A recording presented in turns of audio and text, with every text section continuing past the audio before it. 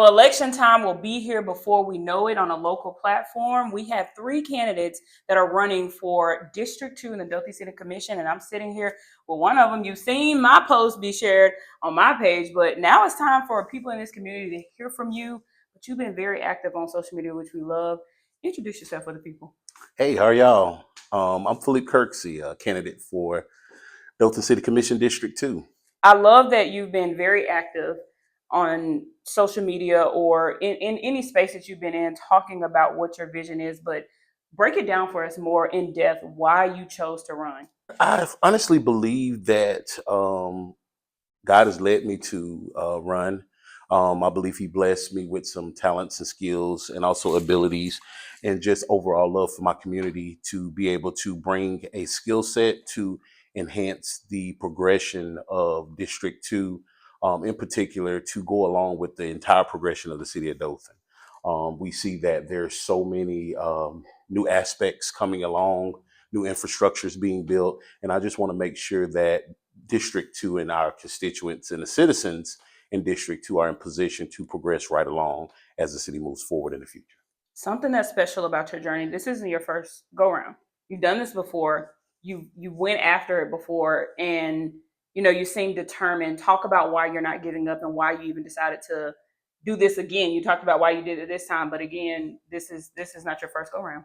Yes, ma'am. It's actually round two. Mm-hmm. But I'm not a lifelong politician. Never been a politician. I'm actually a public servant.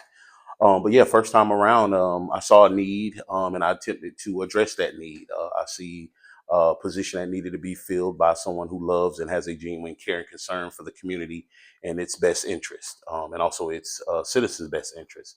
So last time we came up just short of the goal line, but I learned some valuable experience in how to maneuver in seeking such an endeavor as the city commission. So I had some really great experience and built some valuable relationships and lifelong friendships along the way. So this time around, I really believe that we'll be able to get this done. The needs are a little bit different when you think of a city that's small, but like Dothan, that's growing so much. There's a new concern every day. Talk about how you plan to tackle the moments that for somebody else may seem like it's getting out of hand. I think Dothan is unique because it's not quite as big as Huntsville or Montgomery, Birmingham, or even Mobile. But however, we are, I think, the fifth largest city, if I'm not mistaken, in the state of Alabama. So we have our own issues that needs to be addressed. However, we've grown our population to the upwards of 10,000 in the last 10, 15 years. So we're about a 71, 72,000 population right now. So there is growth issues, and with growth, there are things that need to be addressed. Mhm. One great thing is over the last few years, we have saw a reduction in overall crime, even with the population growth, which is unique. And also a hats off and a great job to the Dothan Police Department for being able to handle that growth and take the crime rate in the right direction, which is down and decreasing. I think there's approximately over 200 sworn certified law enforcement personnel that patrol the streets of the city of Dothan every day to help those aspects and those policing and community oriented needs. While crime rate is down and it has been on a good stretch here, it's literally one of the amazing things I loved about living here. I didn't have to worry about it compared to Birmingham or Huntsville. We have saw two deadly shootings recently this week, and it seems like even though it's down yearly, that summer month when kids are out of school, when some things are going on and activity maybe builds up, it could get a little bit out of hand. What are some ways that you think we could just avoid that altogether too, even if it hasn't been 10, but even just two can become a problem? Yeah, it can. I definitely agree. And anytime tragic events like the loss of life occur, I think it's a detrimental thing to the families, the victims, everyone involved, but to the district and the city as a whole. I think it's a very sad and detrimental thing, and the community feels it. As you did state before, even though we're experiencing a lot of growth, we are still a small, close knit community where there's a lot of friendships and relational things. There's a lot of family members. So everybody's touched when horrific things happen, like a loss of life through a homicide. Mm-hmm. But with the youth, that's one of my platform issues, the improvement of youth programs. You have to keep youth engaged. You don't want to have them to where there's too much free time and there's not positive things that they can invest that time in, especially when school's out. Yeah. We've seen some of the issues that go on in the city that youth are looking for entertainment, things to keep them occupied. So that's one of my biggest issues to attack. And I want to do that through a couple different aspects, to even include a citywide talent show to kind of turn around positive things, to get the youth to display their talents, whether it's rapping, singing, dancing, poetry, art, any of the above talents that they've been blessed with. Want to put that on a positive display. So hopefully we'll be working towards that. And I want to do a parent meeting and get with community leaders and also parents and put that together so we can display those talents and also give them something to work towards and also occupy some of that idle time. We talked about some of the issues of some of the violent encounters in the last couple of days. There is a lot of underlying issues I think that do affect that, whether it's drug use, poverty, people from undeserved communities not experiencing certain levels of opportunity. There's mental health issues that definitely should be addressed, and hopefully those things, once they're addressed, can fix things like homelessness and also people getting susceptible to committing crimes, and Right. also cut down the rates of recidivism for those who already have previous criminal records and things of that nature. You mentioned earlier about how this community, even outside of Dothan, is close knit, the Wiregrass as a whole, because you kind of grew up here and spent a lot of time here. Just talk about the way you've been able to connect with these people so you are aware of what they need. I think there's great ways to connect. Community-wide events, community initiatives. The I Love Dothan initiative has been great for bringing Mm-hmm. people together in all the districts. We are surrounded in the Wiregrass area, just a few miles out from towns like Rehoboth, Cottonwood, Ashford, Headland, where I'm originally from. Abbeville is not too far away. There's a lot of towns that are close by that people come in to shop, to thrive, to also participate in extracurricular and events in the city. So I think more events, more citywide community initiatives will help enhance that and bridge that gap in with the community, and also help to decrease overall issues like homelessness, the crime rate, and things of that nature. We mentioned infrastructure earlier since Dothan is such a growing city, but in your district specific, the one you're running for, there's going to be crazy amount of people that will possibly flock with all the additions that could be coming. How do we handle managing and maintaining what we see as overcrowding that can sometimes happen specifically in districts? I think one of the biggest things to address is, or to actually enact, would be creating non-competitive partnerships, local developers, local investment groups that will actually create affordable housing to handle those population issues. But not just housing that's affordable, but housing that won't compromise safety or quality. So you want to have quality and safe housing. That's why public safety is paramount for everyone to feel safe. You can't do a lot of things if people don't feel safe. District 2, for instance, the 84 East Corridor project, the Near North project. You had the addition of the Amazon facility. You had the addition of the FedEx, which create jobs, which I think is great for District 2 because research shows that most of the citizens in the city of Dothan as a whole have anywhere between a 16-minute to a 20-minute commute to their place of employment. So you're saying that a lot of the people that work in the city actually have to drive. So there's a need for better public transportation or improved transportation. Me and my wife operate a child care facility, daycare. So having mothers and fathers have access to reliable, safe public transportation to be able to get their children to daycare and to childcare services, and then also to work, I think is paramount in enhancing the ability for the city to grow and all its citizens to progress along with the entire city growth. So the route that you chose to, like you said, you're a servant, you're not a politician, Right. but you're embarking on this journey and going for it. Why talk about why it's so important to you to take this route? Because there are people who are just activists in the city to still fight for the same things you Sure. fight for. We see it around here. What made you specifically say this is the best route for Philippe to go after and see some change in our community? That's another good question. I think advocacy is great, and I think it's needed. And I think there is a certain avenue for that, especially in District 2. Mm-hmm. And we want to partner, and I would love to partner with those advocates and those advocacy entities and programs, Right. but I think we should support them and allow them to do what they've already started. So for me, coming from an aspect of being a public servant for over 22 years and the aspect of law enforcement, public service, Mhm. coming from a service oriented family, my dad was a 30-year retired Army sergeant. My oldest son, Jordan, he's serving right now, serving our country in Kuwait, active Mhm. duty, serving overseas, protecting our country. My daughter, our oldest daughter, is now in Washington, D.C., just completed an internship with Congresswoman Terry Sewell, working on policy making and things of that nature. She's going to eventually make her home in the DMV area. So hopefully she'll be learn some things that we'll be working back and forth Mhm. to help enhance things here where home is. Right. So just coming from a service oriented background, I think me having a knowledge of public safety, also going back and getting my further education, also getting my graduate degree in business. I have a master's in business administration. So understanding infrastructure and understanding the business aspects of being in the commission or being on the commission, and working with those other commissioners to get things established. Because one thing we have to remember, the magic number is always four. Mm. And what I mean by that is there has to be relationships and rapport built with other commissioners that are serving in districts that may not be the issues of District 2.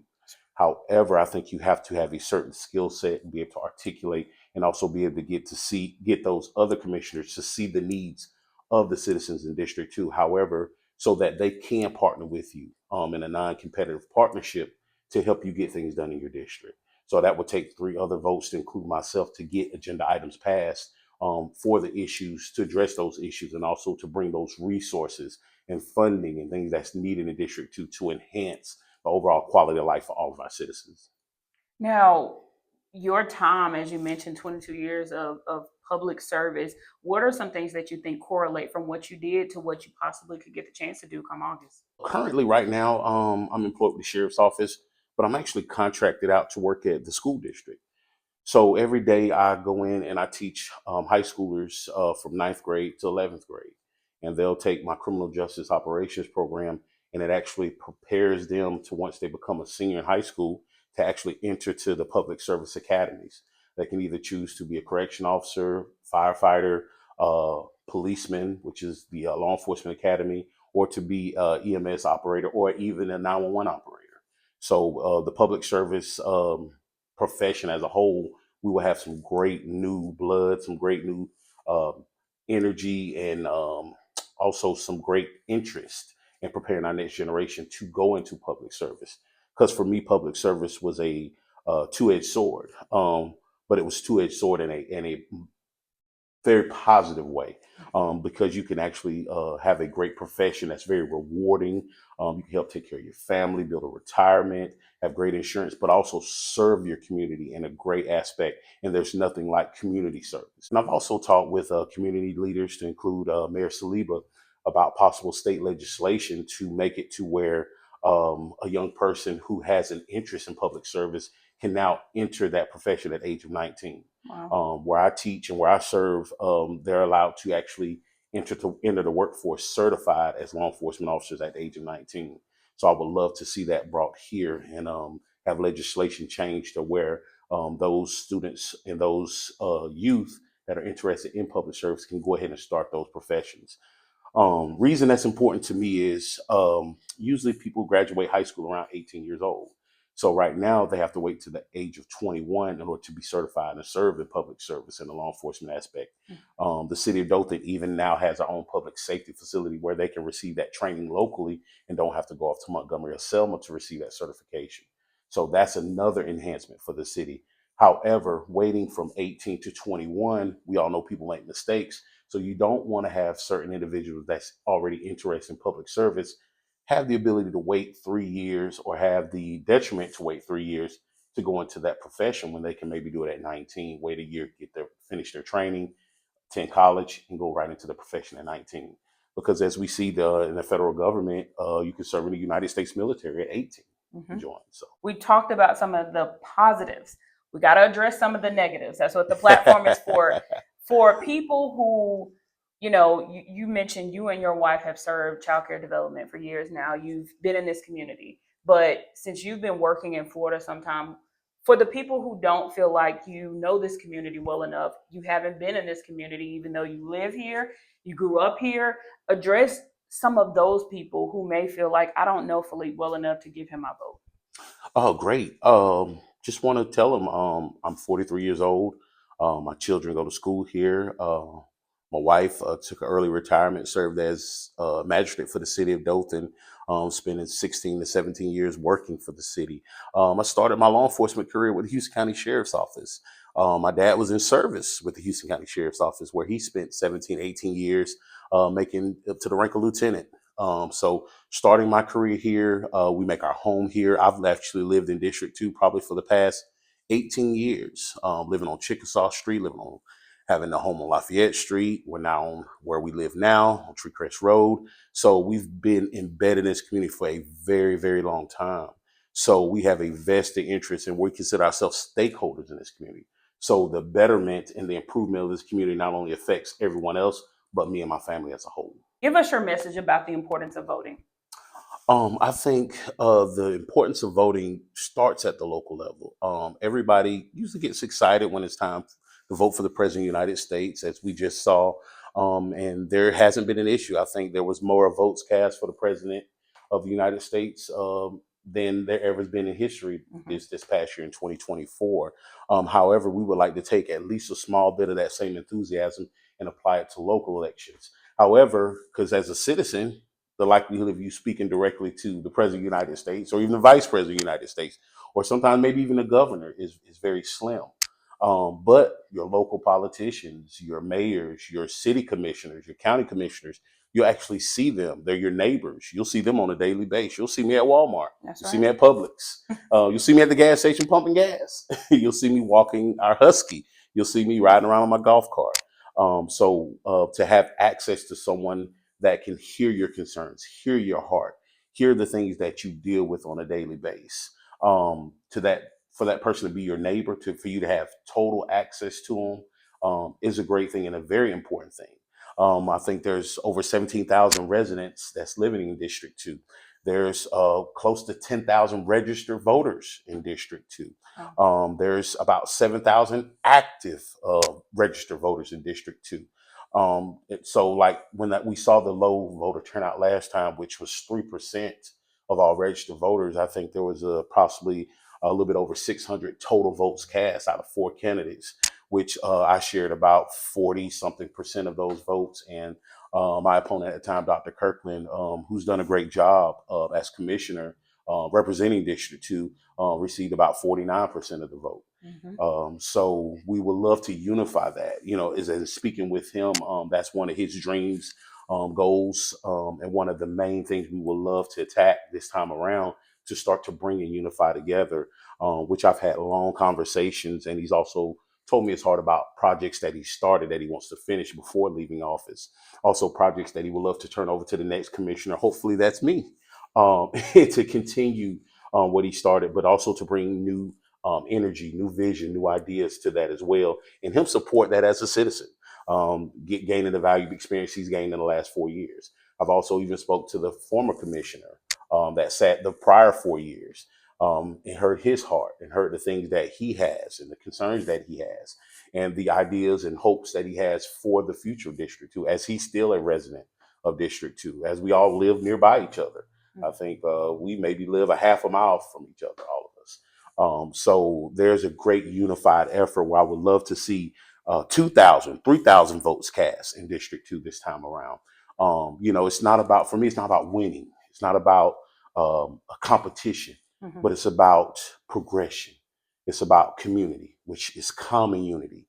And I would love to see that common unity, especially in this election on August 5th. So I urge anyone who's registered to vote in District 2, even if you hadn't voted in the last election, but come out this time, cast your vote. I hope it's for me. I would love, and I humbly ask for your support and your vote on August 5th. But even if it's not, find someone that speaks to your interests, find someone that speaks to your concerns, find someone that you would love to be your representation as a city commissioner for District 2. Come out, 3,000 votes will be great. 3,000 votes will be fine. And it would be more than plausible So that's what I urge people to come out and vote. Local elections are vitally important, vitally important. Well, August 5th is the day to make that decision. And you have plenty of time now to continue to spread your voice along. Thank you so much for joining me today and giving us some insight about why you're making this journey. Yeah, yes, ma'am. Thank you, Ms. Jones.